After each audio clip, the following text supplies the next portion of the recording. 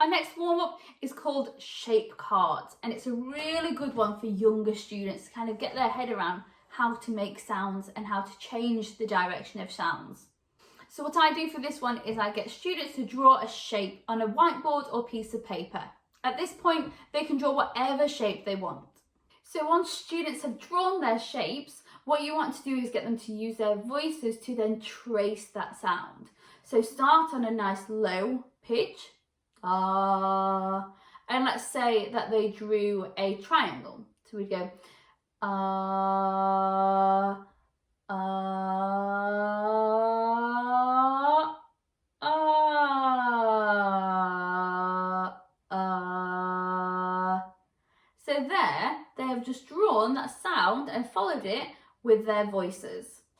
You can then of course make it harder or easier, use different shapes, a variety of sounds, but if you're using this for year 2s, then it might be a good idea to use their vowel sounds to then help with their speaking as well. My next warm-up activity is one well known by a lot of singing teachers, and that is Bubblegum Man.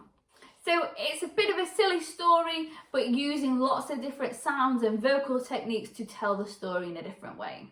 Over time, lots of people make different adjustments to the story, but this is how mine goes anyway. So first of all, your students have to start off with a piece of bubblegum. So they have to pretend that they put the bubblegum in their mouth and then chew the bubblegum. Always makes lots of disgusting sounds, but it's good for this story. And then I always ask students to sneeze it out onto their hands. Achoo! So now they have their chewed up bubblegum in the palm of their hand.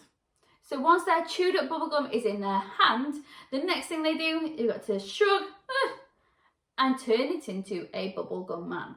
So whilst they're doing that, they can make lots of noises like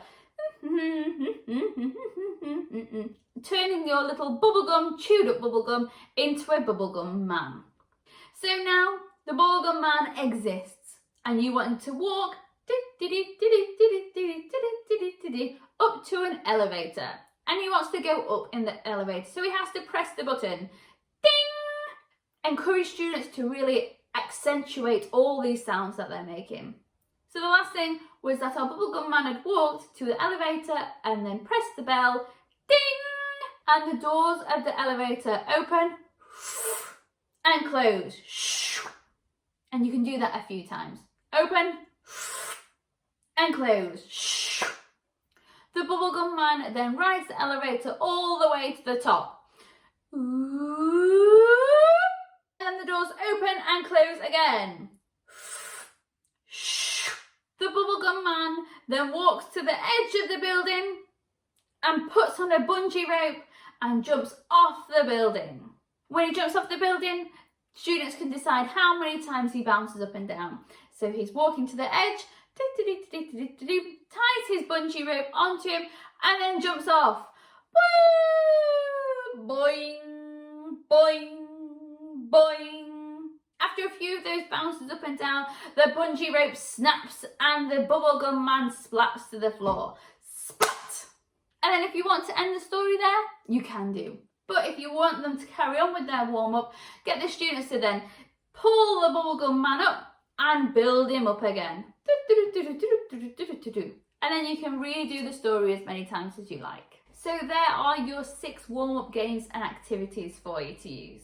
Just to run through them again with kind of ages that I would aim them for.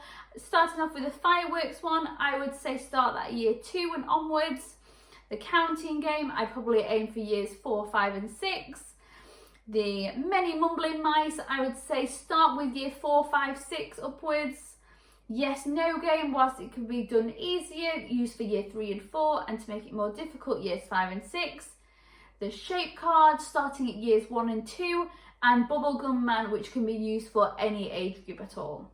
So hopefully some of those warm-up games and activities will come in use in the future, and thank you for watching, and hopefully you'll see some more videos by me very soon. Thank you!